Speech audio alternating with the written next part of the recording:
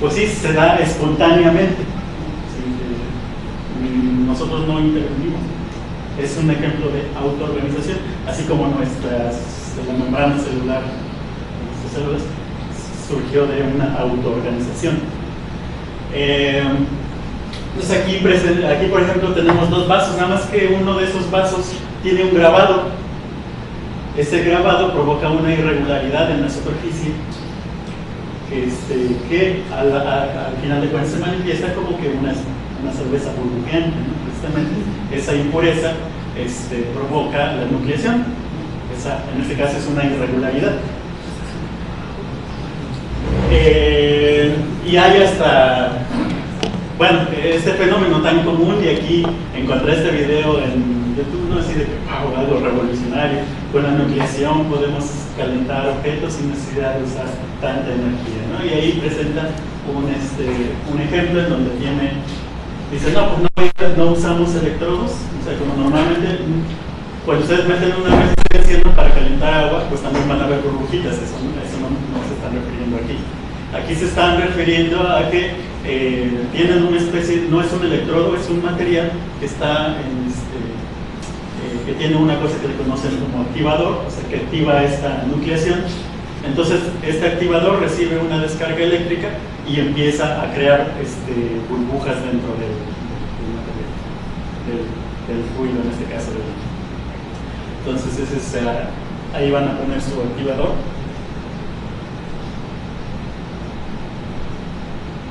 Aquí, pues van a poner una descarga eléctrica.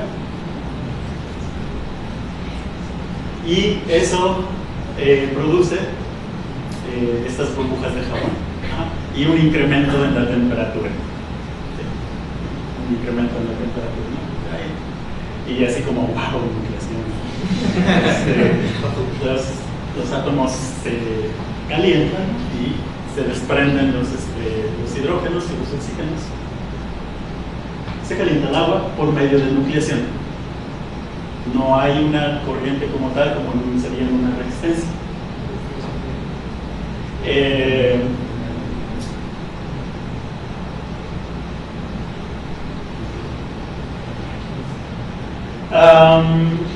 Es una ilustración de tiempo real de la nucleación y el crecimiento de un cristal.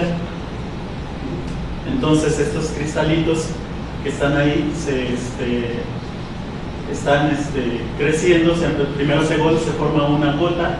Esta gota alcanza un tamaño crítico a partir del cual la transformación de fase ya es irreversible. Simplemente cuando alcanza un tamaño, como en el caso de las nubes, ¿no? que juntamos gotitas microscópicas, alcanza un tamaño en el cual ya no regresa a ser otra vez gotitas chiquitas, sino que quiere crecer más y más y más. Entonces, eso es lo que está pasando aquí.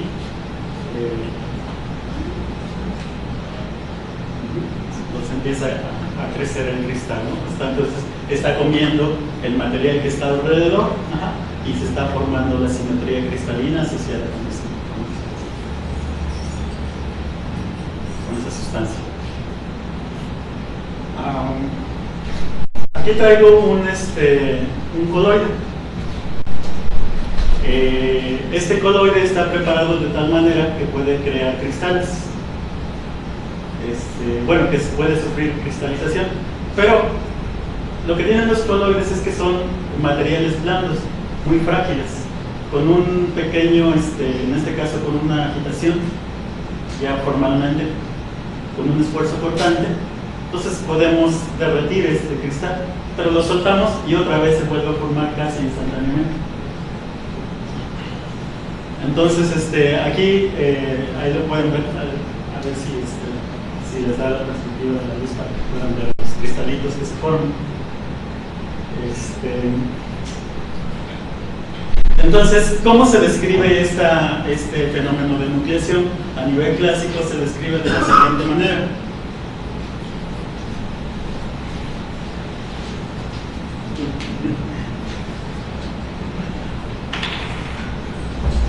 Entonces, lo que tenemos es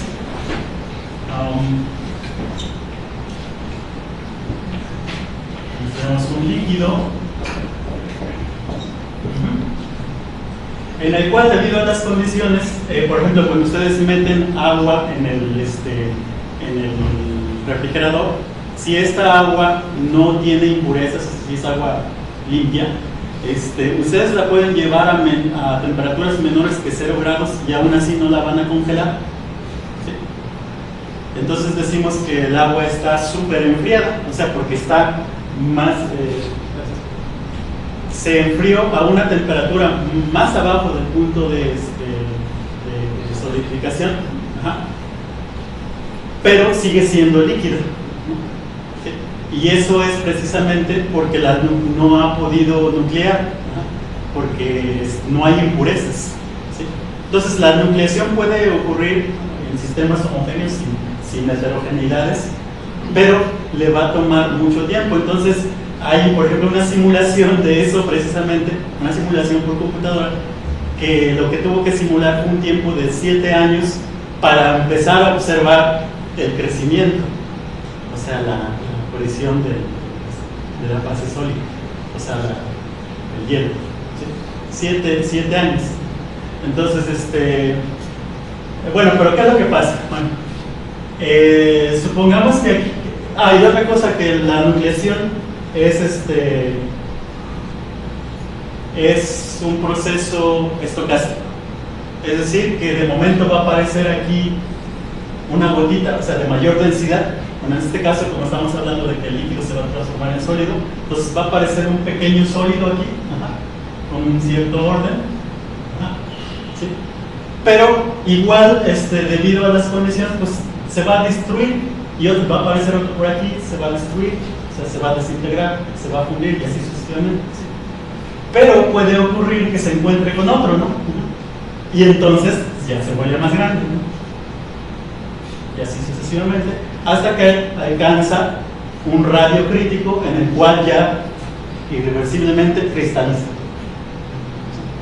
Ahora, ¿pero cómo sucede eso? Bueno, aquí entonces hay que contabilizar la energía necesaria para crear este clúster, ¿verdad? Entonces, la energía necesaria, bueno, primero tenemos una componente, esa es la energía de Gibbs. Ajá. Y esta energía de Gibbs está asociada, en este caso, con un cambio en la entropía. Entonces vamos a asociarle una energía de Gibbs al volumen, o sea, al bulto de este núcleo, ¿sí? Y esa energía de Gibbs es negativa, entonces entre más grande el núcleo, atrae a más partículas a su alrededor, entonces es negativo, ¿sí? Y de hecho esa energía pues va de acuerdo al tamaño, al volumen de la partícula. Entonces esa energía le vamos a llamar la energía requerida para crear el núcleo. Entonces va a tener una componente que va como delta G.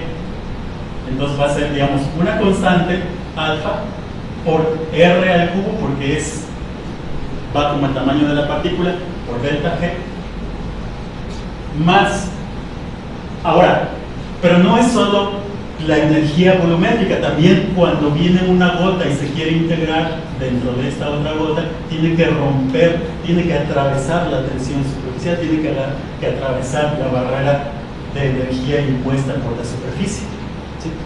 Entonces, además, hay otra componente de la energía que, como va como la tensión superficial, vamos a escribir así. Entonces, en una primera aproximación, entonces la energía necesaria para crear esta gota es así. Entonces, esta es otra constante beta, lo que me haga falta para ser consistentes las unidades. Pero el punto importante aquí es que H, entonces tiene dos regímenes, ¿verdad? Entonces, cuando R es muy grande, y quedamos que era negativo. Cuando R es muy grande, es dominado por esta parte, la energía de Joule. Y cuando R es más pequeño, es dominado por la energía superficial. ¿Sí? Entonces, tenemos una parte que va como R cuadrado, tenemos una que va como menos R al cubo. Entonces, en total, la energía tiene esta forma. Entonces, es el, ok, como función del tamaño de la gota, perdón. ¿Sí? Entonces, este justamente es el radio crítico, a partir del cual ya todas las gotas que lleguen, vénganse todas, ¿no? Y ya empieza a crecer el núcleo, ¿no? Y ya ese es, pero si está aquí, entonces hay transformaciones reversibles aquí. ¿Sí? Si está aquí, entonces la gota no es lo suficientemente grande, se vuelve a desintegrar, se vuelve a formar. Pero ya que pasó la barrera, entonces el cambio ya es irreversible y se da el crecimiento. Lo que vieron en el video del cristalito. Una pregunta. Cuando se va formando esta gota, digamos, sólida o cristalina, ¿siempre tiene simetría esférica? ¿O entonces puedes asociarlo a una superficie? Depende, en este caso, sí, para simplificar, estoy diciendo que es una esfera, y eso en una nucleación heterogénea, o sea, si yo tuviera una impuridad, sería algo así como meter una esferita ahí, en donde las demás pueden crecer. Pero, si por ejemplo la nucleación se da por efecto de las paredes, entonces vamos a ver más adelante que la cristalización pues, también está influenciada por la sedimentación. Entonces, si aquí las partículas además están sedimentando por su peso, entonces la gota ahí ya empieza a hacer algo así, ¿no? Como un gradiente. Es plano más bien. Claro, va a depender de la geometría de la impureza, ¿no? Pero en el caso de nucleación homogénea, pues sí tiene sentido asumir que es esférica porque no hay una dirección preferente, ¿no? Eso es. Gracias. Entonces,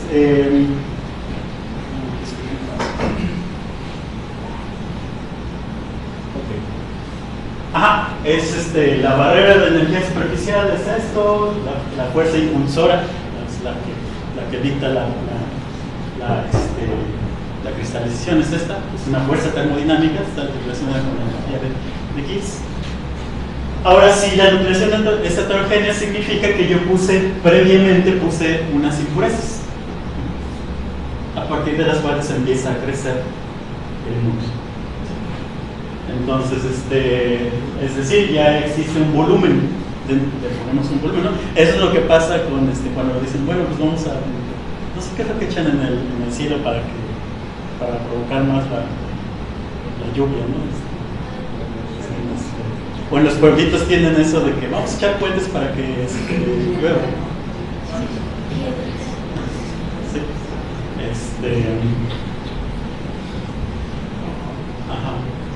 Sí, es lo que queremos decir. Sin embargo, está bien bonita la historia, ¿no? Sí. Pero ustedes saben por el postulado de Boltzmann, la probabilidad de que se junten más y más y más partículas, pues es una exponencial, digamos, de menos h entre k de t, ¿verdad? Y si esa es la probabilidad, entonces la tasa de nucleación, o sea, la velocidad con la cual se está efectuando este proceso, también va así, de la misma manera. Entonces, supongamos que I es la tasa de nucleación, entonces I pues es igual. Entendemos por la tasa de nucleación, pues la rapidez con la cual se efectúa este fenómeno. Bueno, pues resulta que las tasas de nucleación que se predicen usando este tipo de teorías o con simulaciones computacionales difieren del experimento, pero difieren de forma escandalosa, difieren en 15 órdenes de magnitud, lo más reciente, 15 órdenes.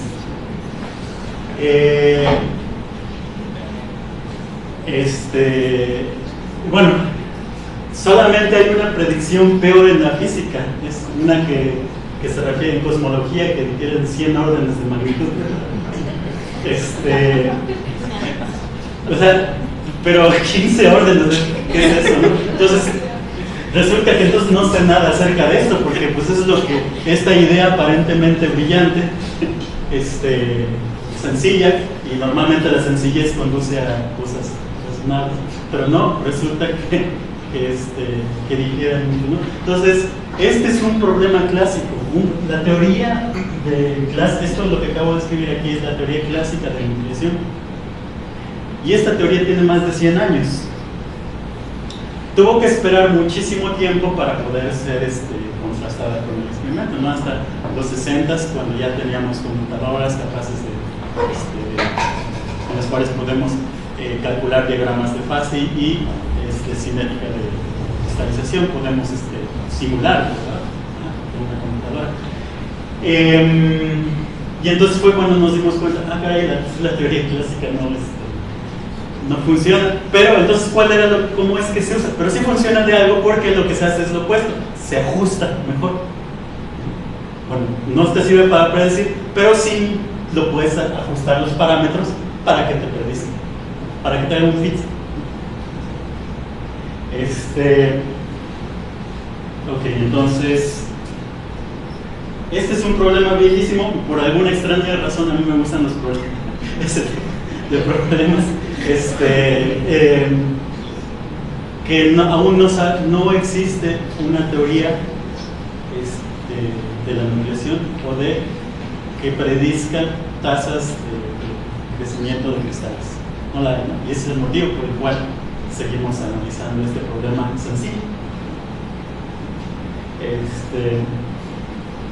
Bueno, ese fue uno de los factores, la nucleación, ¿no?, que puede afectar en la cristalización. Pero hay otros, ¿no? Otro de ellos es lo que se le conoce como descomposición espinodal. Entonces, ¿qué es eso de la descomposición espinodal? Bueno, es un fenómeno que tiene que ver con el desmezclado de una sustancia. O sea, ustedes tienen una sustancia y le cambian sus condiciones a unas condiciones termodinámicas, me refiero, ¿sí?, algunas condiciones metaestables. Por ejemplo, recuerdan la ecuación de estado de Van der Waals y recuerdan cómo ahí tenemos una región metaestable, ¿verdad? Bueno, pues en esa región el sistema se empieza a separar en fases. Entonces empiezan a coexistir las fases sólida y líquida, ¿sí? Pero ¿cuál es la diferencia con que ahí no hay interfase? Ahí se da solamente por difusión, ¿sí? Se empiezan a separar las partículas y se forman dominios, ¿no? Entonces ahí está un ejemplo que ese es como un modelo de spin. Entonces lo blanco es fase líquida y lo negro es fase sólida. O sea, lo blanco tiene una dinámica más rápida, en las palabras, y lo negro tiene una dinámica más lenta. Y eso es porque lo llevamos a un estado metastable. Y la diferencia es que solo, como les decía, no tiene estas complicación de la energía interfacial. Es puramente un fenómeno difusivo. Entonces, ese es otro fenómeno. ¿Por qué importa la cristalización? Porque, como les acabo de decir, las interfaces pueden impulsar la cristalización, ¿sí?, como el ejemplo de la cerveza, ¿no? Entonces, la cristalización se ha demostrado, existen trabajos recientes en los que se dice, la cristalización, yo observé que la cristalización se mejoró por descomposición espinodal. Entonces, ese es otro fenómeno. Ahora, otro más obvio es la sedimentación. Entonces, como las partículas están sedimentando, pues obviamente entonces se encuentran más estas gotitas, ¿sí? Entonces la tasa de nucleación aumenta por sedimentación. Entonces ahí tiene unos snapshots del sistema de arriba. Es un sistema más diluido y el de abajo es un sistema más denso. Por ser más denso, entonces hay más sitios de nucleación. Los diferentes colores se refieren a diferentes diferentes simetrías del clúster. O sea, puede ser cúbico, puede ser cúbico centrado en una cara, cúbico centrado en el centro del cubo. A eso se refieren los diferentes diferentes colores. Entonces, y otro más es lo que se le conoce como las fluctuaciones críticas de la densidad. Resulta que un fluido un líquido, mejor dicho, un líquido puede separarse en dos líquidos. Eso sucede porque las partículas tienen una interacción de corto alcance atractiva que puede crear dos líquidos de diferentes, desde luego, como son dos líquidos, son diferentes propiedades geológicas. Y eso se le conoce como fluctuaciones críticas de la densidad. Estas entonces conllevan a que tenemos entonces dos líquidos, y entonces uno de los líquidos puede servir como huésped para empezar a crear cristales.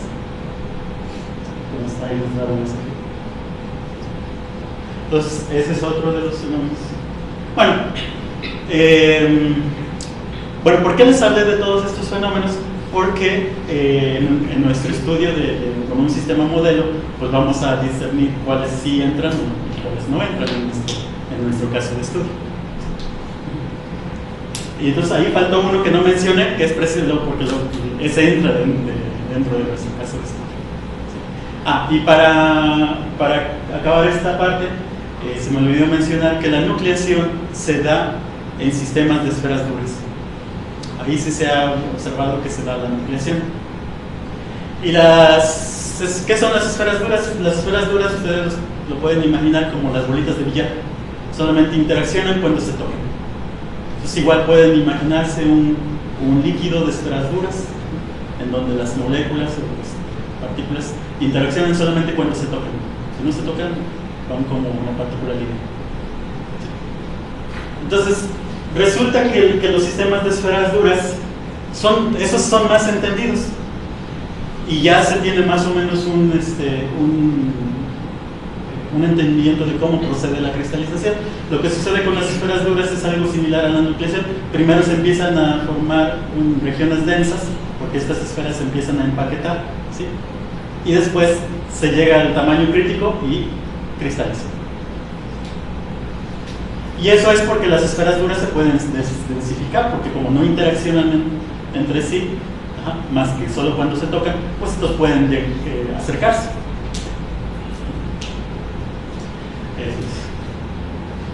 Bueno, entonces, como les decía, pues yo siempre he trabajado con coloides. Entonces, ¿qué es un coloide? Pues un coloide es una expresión de partículas de tamaño mesoscópico. Por mesoscópico me refiero desde nanómetros hasta micrómetros en un solvente molecular. Es decir, las partículas que constituyen al solvente son subnanoscópicas, o sea, sus dimensiones son angstroms, y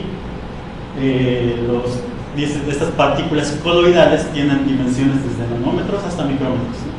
Como por ejemplo una proteína. Una proteína tiene esas dimensiones en ese rango. Entonces, una suspensión coloidal, por ejemplo, es una suspensión de proteínas. Otra suspensión coloidal, como la que les acabo de pasar ahorita, es lo que hizo ahí esta, esa la conservo de hace como 10 años de una escuela de verano. Entonces, ahí lo que hizo la persona es que puso poliestireno en agua. El poliestireno lo que hace es que como no le gusta estar en el agua, se hace bolita y se forman esferas casi perfectas. Y por eso se ve así el plástico, porque hay una que se le conoce como difusión múltiple, que hace que se vean todos los colores. Pero ahí van a ver, si es que lo pudieran notar, a lo mejor no hay que se acerquen a la luz o que lo vean contra luz.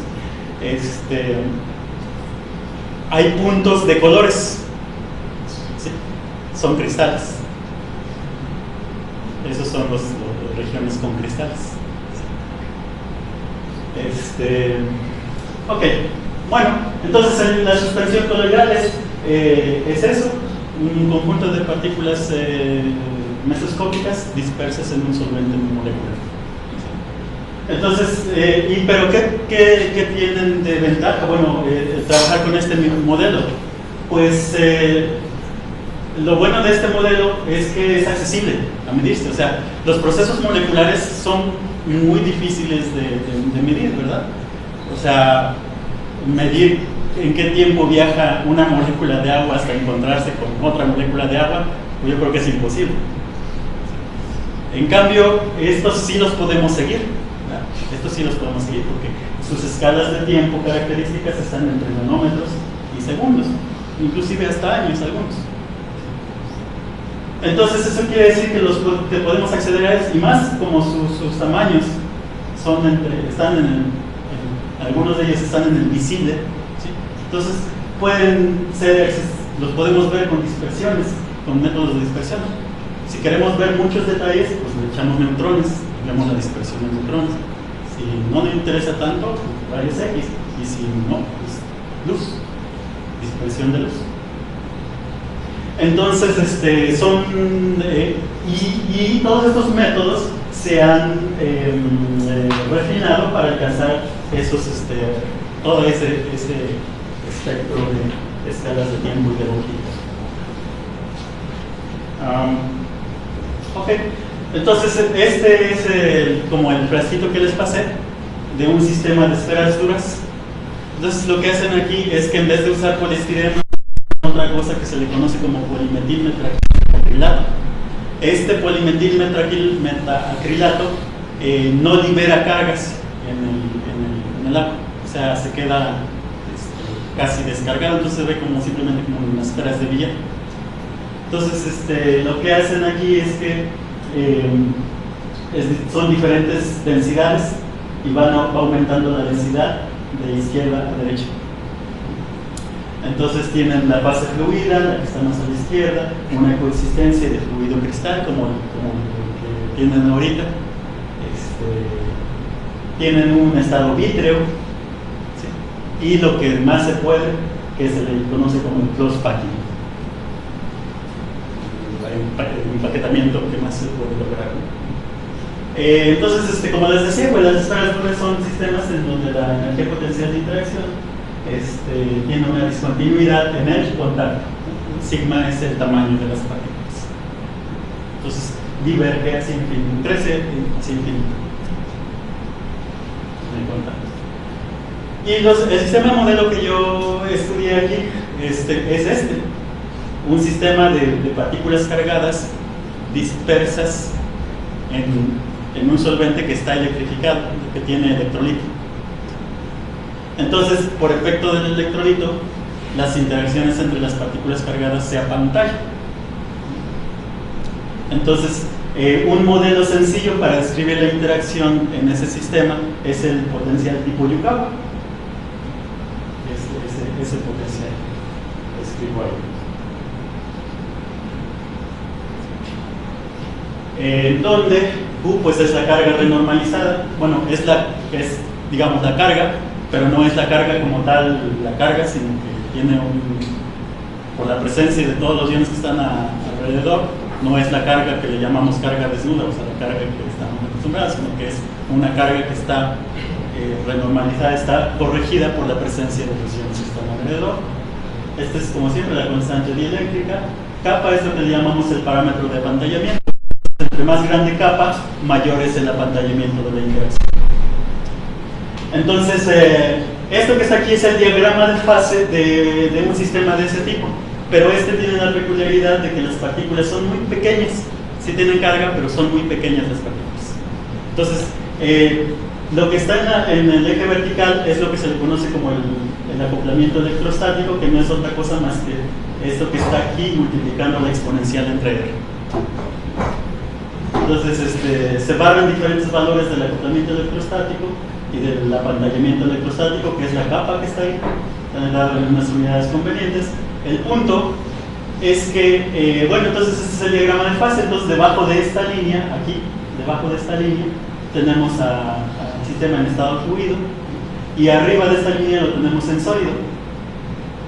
Pero el sólido puede presentar diferentes simetrías, ¿no? Entonces, puede ser sólido con simetría cúbica centrada en una cara, o sólido con simetría cúbica centrada en el centro.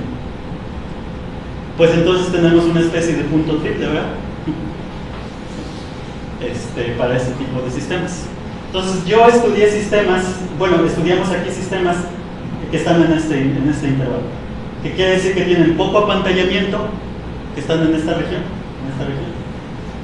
Entonces estos sistemas tienen poco apantallamiento y no muy alta carga, no están tan cargados. El problema es que cuando están muy cargados, la carga como tal, como es muy intensa, entonces atrae más iones de los que están alrededor en el fluido, y eso hace muy complicado. De hecho, la ecuación que describe el cálculo de la carga renormalizada, pues entonces se vuelve no lineal, entonces es difícil de calcular.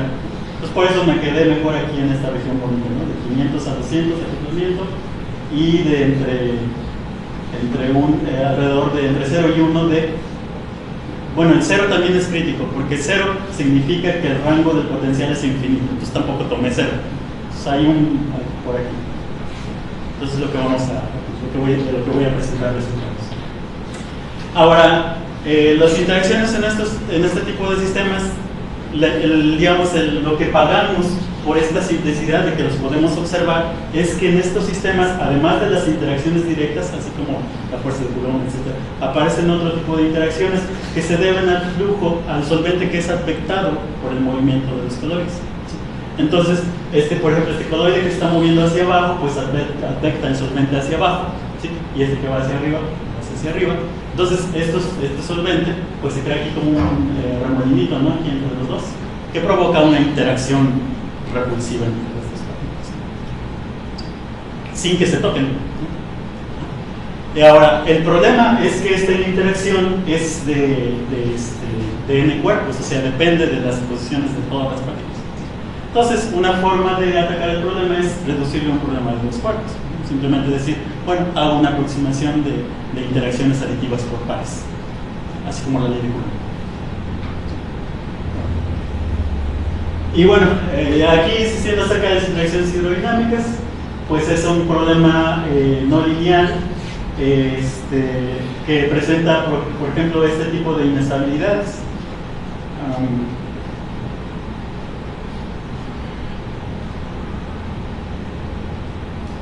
Entonces aquí tenemos un racimo de partículas que está cayendo, que se está sedimentando y lo grabaron desde abajo. Entonces lo que hace esto es que el solvente que está ahora sí que entrando por debajo se tiene que hacer esto, y eso arrastra las mismas partículas. Entonces lo que pasa es que esto se vuelve una dona, después esa dona se rompe y se vuelve a repetir el proceso, y así sucesivamente. Es una inestabilidad, ¿sí? Ese tipo de fenómenos chistosos que provoca la interacción hidrodinámica. Otro es que, por ejemplo, si dos partículas se están sedimentando, esto depende de la orientación relativa de las partículas, de qué tan rápido se va a mover. Es algo similar a lo que hacen los corredores de autos, ¿verdad? Que van detrás de un auto antes de rebasarlo para aprovechar el rebufo. Aquí es algo similar, pero el fenómeno es completamente diferente, porque aquí no hay turbulencias, es simplemente las partículas. Eso es algo que también se me olvidó comentar. En este caso, de los coloides, en las escalas características de los coloides, el flujo es de números de Reynolds pequeño. Eso significa que es laminar, no hay turbulencias. Pero aún así es muy difícil de calcular, porque es un problema de cuerpos. Ahora, regresando a la parte de las interacciones, los coloides son interesantes porque además podemos sintonizar sus interacciones. O sea, podemos hacerlo en el experimento, podemos cambiar la forma en que interaccionan. Entonces, por ejemplo, aquí lo que hicieron estas personas, lo que hicieron es que tienen unos coloides a los cuales les pegaron unas cadenas de RNA. Le pegaron unas cadenas de RNA, y ustedes ya saben que son cargadas estas cadenas. Entonces lo que hacen es que, bueno, pero con ciertas, no todas las cadenas son iguales, ¿verdad? Entonces les pegan las cadenas, no sé cómo lo hacen, el chiste es que les pegan las cadenas. Entonces lo que hicieron es que le hacen un thermal quench, o sea, le bajan la temperatura, con eso pues se cristaliza. Pero como no todas las partículas tienen, digamos, las mismas propiedades, porque no todas tienen las mismas cadenas, lo que hacen después es que le ponen más ADN, ¿no? Más cadenas. Entonces las que no tenían, pues agarran más cadenas y entonces lo vuelven a calentar, lo vuelven a fundir, y lo que resulta de eso es como que obtienen racimos, ¿no? De las que modificaron sus propiedades cuando ya estaban aquí en la red cristalina, estas roquitas, ¿no? Entonces ya después se forman clústeres alrededor de esas roquitas. Y, bueno, solo lo puse para ilustrar cómo es que estos coloides pues se pueden modificar su interacción, ¿no? Y analizar diferentes tipos de interacciones, ¿no? Simplemente haciéndole ahí un poco de química. Ahora, bueno, pero estamos hablando de cristalización, ¿no? Entonces tenemos que analizar las simetrías de los cristales que vamos a tener, ¿no? Entonces, tenemos que analizar las simetrías rotacionales discretas. ¿Qué quiere decir eso? Pues que agarramos dos partículas dentro del cristal, vemos el eje, o sea, formamos el eje de las dos, común entre las dos, y vemos las simetrías que se presentan cuando rotamos alrededor de este eje. Bueno, entonces vamos a analizar eso, y la técnica que usamos aquí para analizar las estructuras se conoce como técnica de vecinos comunes. Ahorita lo menciono qué es. Entonces, este es un ejemplo de simetría de 4 puntos. Entonces, aquí tenemos dos celdas BCC. Entonces, tenemos una partícula en el centro y 4 en los vértices, perdón, 8 en los vértices de un cubo. Y así estamos repitiendo. Y aquí tenemos otra vez otra partícula en el centro y 8 alrededor. ¿Sí? Entonces, los vecinos comunes entre las dos partículas rojas pues son los morados. Entonces, básicamente la técnica de vecinos comunes se trata de analizar los vecinos comunes, ¿sí? Y entonces tiene una simetría de 4 puntos, ¿no? Porque los 4 vecinos comunes pues definen 4 ángulos de simetría. Y este es un icosaedro regular, ¿no? Entonces tiene una simetría de 5 puntos. ¿Sí?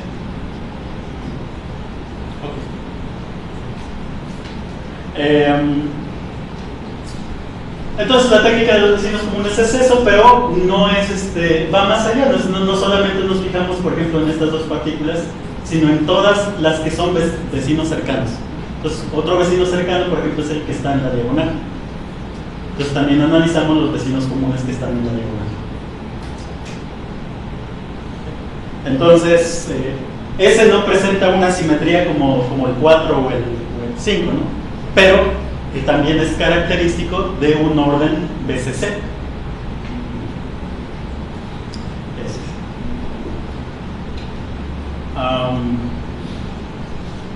Entonces, resulta que esta simetría icosidral se ha encontrado en líquidos altamente correlacionados o que están cerca de cristalizarse o cerca de vitrificarse. Entonces, esta simetría aparece antes de que se forme la red cúbica cristalina. ¿Sí? Entonces, es como un precursor. Pero lo que pasa es que uno no puede llenar un volumen macroscópico solamente con icosaedros, porque faltan piezas que llenar. Por eso es que se forman las estructuras cúbicas, son las más óptimas, las cúbicas. Entonces, sí podemos llenar un volumen, pero con icosaedros no.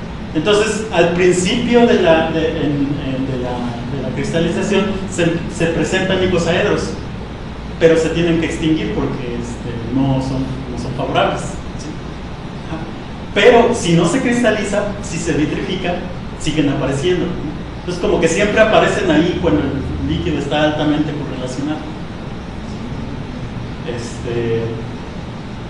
Okay. Y por eso también se ha usado mucho para estudiar sólidos amorfos, o sea, sólidos que no tienen estructura cristalina. Y pues casi en toda la naturaleza pues tenemos sólidos amorfos, casi. Una pregunta. Justamente en el estudio de cristales hay un resultado incluso matemático que te dice que no puedes justamente llenar el espacio con estos icosaedros. Ahora, pero la naturaleza se ha encontrado, de hecho en el año 84, se encontró unos sólidos que son cuasi cristalinos, que tienen la simetría 5 puntos. Sí. La pregunta es si con los cristales coloidales también se pueden generar cuasi cristales. O sea, si estos también pueden ser precursores. Yo no he visto eso. Lo que he visto es que persiste el icosaedro, por ejemplo, cuando tienes en confinamiento a la suspensión. Por ejemplo, si la tienes confinada en una esfera, entonces sí se favorece la creación de un cristal que tiene simetría icosaedral. Pero de estas cuasi cristales,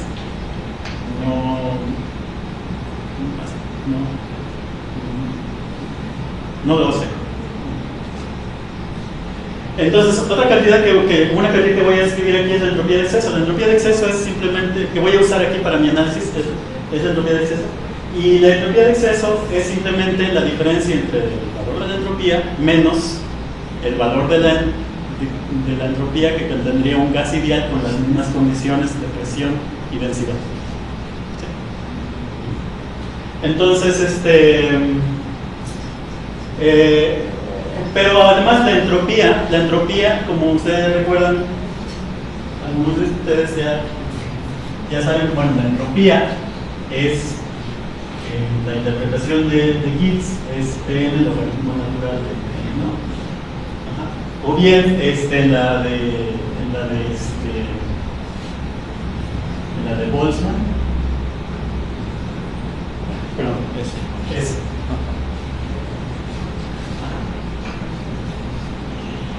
en donde este es el número de microestados. Bueno, pues esto que está aquí, se puede hacer una expansión en n cuerpos, en un cuerpo, 2 cuerpos, 3 cuerpos. ¿Recuerdan la expansión de Virial? Algunos de ustedes ya vieron la expansión de Virial. Entonces, eso mismo lo podemos hacer con la entropía.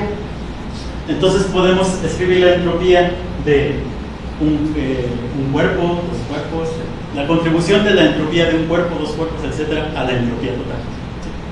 Pues resulta que la entropía de 2 cuerpos se ha encontrado, eso ya es a posteriori, se ha encontrado que la entropía de 2 cuerpos casi es el 90% en la mayoría de las circunstancias de la entropía total. Y la entropía de 2 cuerpos está dada de esta manera. Bueno, ya está ahí. La S2, donde GDR es la función de distribución radial, que me dice simplemente la correlación entre 2 partículas. Simplemente me dice la función de distribución radial. Básicamente lo que me dice es, tomemos un lugar como origen y vamos a ver cuántas partículas hay, por ejemplo, en este cascarón. No estoy hablando de un problema con simetría esférica. Entonces, si no hubiera correlaciones, el número de partículas en ese cascarón pues sería 4pi r cuadrado de r por la densidad, ¿verdad? Pero debido a las correlaciones aparece una nueva función que se le conoce como función de distribución radial, que desvía de esa idealidad a la densidad, al número de partículas que están en este cascarón. Entonces, eso es. Entonces, calculamos la función de distribución radial y de esta manera, con eso, pues ya Nettleton, Green y todos ellos pues ya derivaron eso, pues ya no me pongo. Después, otras personas demostraron que esa expresión es invariante del ensamble del colectivo que se usa. O sea, obtienes esta si utilizas colectivo microcanónico, canónico, canónico, te da la misma expresión. De hecho, eso tardó como 30 años en demostrarlo. Desde la primera vez que se derivó esa expresión fue pues, en el colectivo microcanónico. Y después hasta como en los 60, principios de los 60 y a finales de los 80, unas personas que se apellidan Barangay y Evans demostraron, ahora sí, que en todos los colectivos era la misma expresión. Entonces, pensé que no se iba a recristalizar, pero para que no dijeran que los engañé, pues ahí se veían más o menos los puntitos, ¿no? los puntitos de los cristalitos. Ok. Entonces, es el caso de estudio que les voy a presentar es la recristalización de coloides cargados. Entonces tenemos una suspensión de coloides cargados, como la que tenemos ahí, ¿no?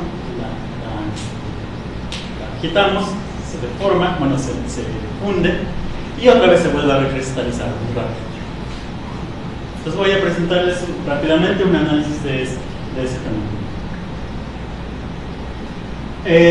Bueno, ¿qué hicimos? Lo que hicimos fue en una computadora, considera que tenemos n partículas y las hacemos evolucionar sus posiciones como función del tiempo, o sea, calculamos sus órbitas, no sus trayectorias, porque sus trayectorias en sí no existen, ¿no?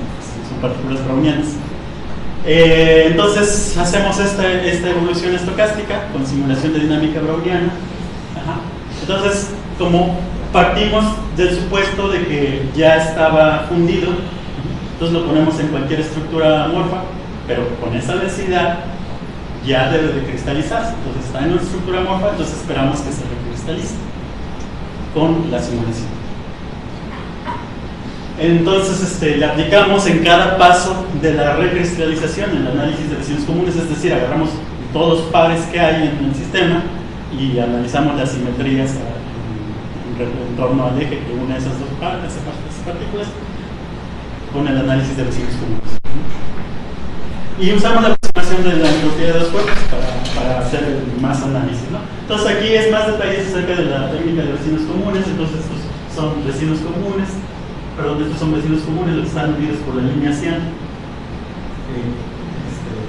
Son vecinos comunes de 1 y 2, y lo mismo que ya les habíamos dado hace un momento, ¿no?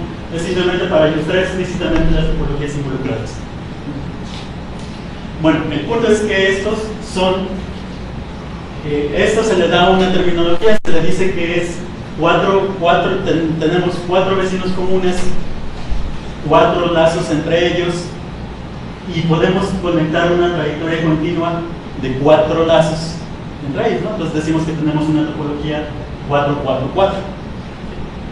Aquí tenemos la topología 6-6-6, ¿no? Tenemos 6 vecinos comunes, 6 lazos, y además podemos conectar la línea que une a todos, es una línea de 6 lazos. Bueno, no es así tan trivial, porque por ejemplo, si esto se hubiera salido del rango de vecinos cercanos, entonces ya no existiría este lazo, en ese sentido. Y estos lazos no son reales, son simplemente distancias, indican la distancia. Entonces ahí tenemos la topología 5 vecinos cercanos, 5 enlaces, y la trayectoria más larga está formada por 5 enlaces.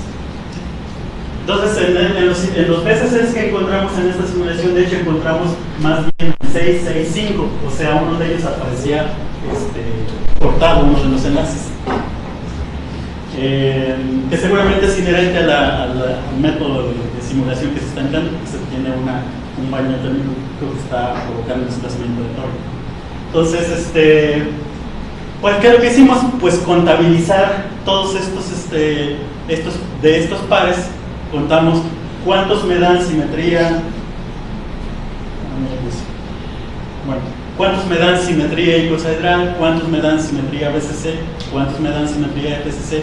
¿Cuántos me dan simetría tetraedral? Etcétera, ¿no? Eso no lo puse aquí, pero contamos todos ellos. Y todos los que se refieren, pero nos dimos cuenta que los más importantes en este tipo de sistemas, como lo mostré en la figura del punto triple, pues son los BCCs. Y resulta que sí, que los más importantes son los de simetría icosaedral y los BCCs. Y entonces dibujamos la población de icosaedros, son estas líneas, estas de círculos, y la población de BCCs son las líneas de cuadros, ¿sí? Y la línea continua que los une a todos es un modelo basado en esta ecuación de Berkus, que es un modelo logístico generalizado. Entonces con esto lo que hicimos fue, de hecho, cuando tuve este modelo dije, pues este ya debe estar en algún lugar, porque pues sí, digamos, podemos visualizarlo como que los BCC se están comiendo a los icosaedros, ¿verdad? Como un modelo de cazador y presa, pues es bastante obvio, como que ya alguien lo debió haber derivado a lo mejor hasta teóricamente, pero no. Entonces sí lo encontré modelos logísticos de cristalización, pero en el contexto de fisiología. Los biólogos los han propuesto porque ellos también están interesados, por ejemplo, en la cristalización. Está relacionado con la bueno, en inglés le llaman amyloid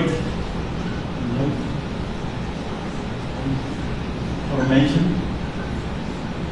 y es algo así como una formación de unas fibras que se hacen en nuestro organismo, que son dañinas, que por ejemplo tapan las arterias, ¿no? Provocan la arteriosclerosis y cosas así. Entonces, pues ahí lo encontré, pero con nosotros los físicos no encontré nada de eso. Obviamente eso es algo que tengo pendiente, entonces, de ir más allá a nivel teórico. ¿Por qué? Porque obviamente, pues como es logístico, pues al final de cuentas es pariente del exponencial y este es exponencial, pero no tan digamos, en cierto límite, ¿verdad? Porque no podemos decir que la distribución de Boltzmann es la misma que la de Bose o la de Fermi, no simplemente porque los dos tienen exponenciales, pero digamos es algo similar. Y bueno, sí, y otra cosa importante es que es un mecanismo de 2 pasos, y eso ya se ha observado antes. ¿Qué quiere decir esto? Que aquí no dibujé desde el cero cuando empezó, pero aquí es más o menos constante, y esa parte es lo que le llamamos la parte metaestable. Cuando está el cristal fundido, está en un estado metaestable, o sea que dura un tiempo, ¿sí? En donde pues están conviviendo los icosaedros con los BCCs tranquilamente, ¿sí? Pero de momento los BCCs empiezan a dominar, y es cuando se da la transición. Entonces es una transición de 2 pasos, una etapa metaestable en donde se empiezan a crear centros de simetría. Es diferente de la nucleación. Entonces lo que observamos aquí nosotros es que aquí está. Entonces no observamos nucleación.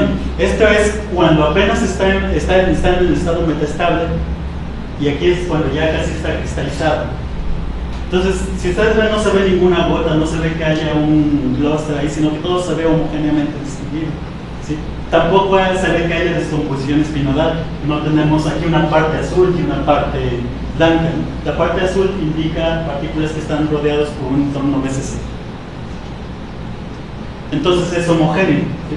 Entonces este es otro mecanismo de cristalización en el cual empiezan a aparecer aleatoriamente sitios de simetría, no sitios de densificación, como en el caso de nucleación, sino que las simetrías empiezan así como al bonito de Navidad, ¿no? Empiezan a aparecer, y llega el momento en el cual las correlaciones se expanden a alto alcance y se cristalizan. Es un proceso de 2 pasos. Bueno,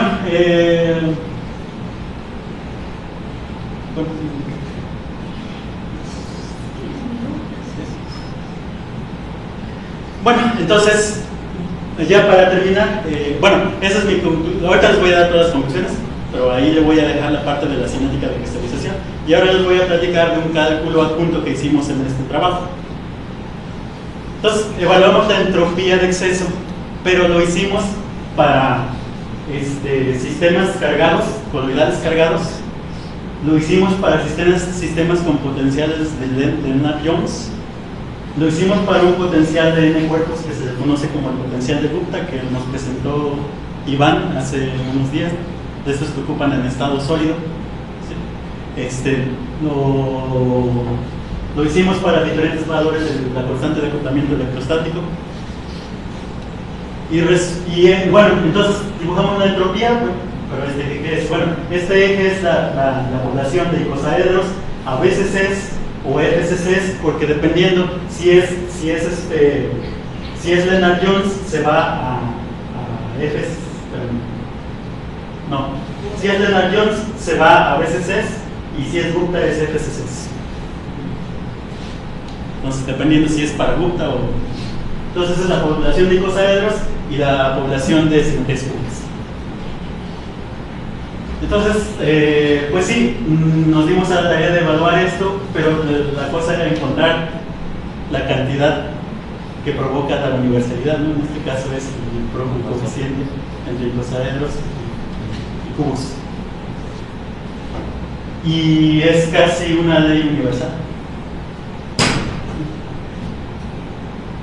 Entonces, es así un resultado atractivo, interesante. Eso quiere decir que, ya saben, cuando tienen una ley universal, ¿qué es lo que puedo hacer? Pues entonces quiere decir que puedo extender esto a diferentes valores de los parámetros y a diferentes sistemas. Aquí lo que tengo es Gupta. ¿Qué quiere decir? Gupta se refiere a un sistema que es un líquido metálico. Lennard-Jones es como los gases nobles. Y estas partículas cargadas. Y además, estas son partículas brownianas, son coloidales. Y estas son sistemas moleculares. O sea, en ese sentido es universal. No importa el modelo, no importa el método, porque además para Gupta no usamos dinámica browniana ni para Lennard-Jones, usamos dinámica molecular. O sea, entonces no depende del modelo, no depende de la dinámica. ¿Pero qué pasa con los puntos que están acá arriba? ¿Estos? No, tiramos la línea recta solo por referencia, pero no queríamos decir que esperáramos que fuera una línea recta. Sí. No, de hecho no puede ser una línea recta porque las poblaciones son claro, infinitas. Entonces sí llega a un valor de saturación. Entonces, los resultados fue que encontramos que las simetrías más importantes son la icosaédrica y la cúbica central en el cuerpo, en este caso. Que la cristalización se da en 2 pasos, que eso ya se había encontrado anteriormente. Pero ¿en qué pasos? En este caso los pasos son, bueno, primero tenemos una población equilibrada y después súbitamente tenemos una población se extingue y la otra que la cristalización procede homogéneamente, es decir, que no hay nucleación, no hay descomposición espinosa, en cambio hay aparición de sitios de simetría. Se encontró un nuevo modelo de Vercus que no he avanzado más cómo justificarlo teóricamente, y la relación de universalidad para entropía de exceso. Esa también hay que trabajarle más. Bueno, entonces ver de dónde viene, ¿no? Va a ser sencilla. La perspectiva es que ahorita tenemos con un estudiante de maestría de la Universidad de Sonora. Estamos repitiendo esto. Bueno, espero que ya no empiece a repetir esto, pero con interacciones hidrodinámicas. ¿Sí? Entonces ahorita ya repitió la parte que nosotros hicimos y ahora ya está haciendo su código para meterle interacciones hidrodinámicas. ¿Sí? Entonces, ver cómo va a afectar esta avalancha de solvente que se crea por el movimiento de los coloides, ¿no? Que se están revelando.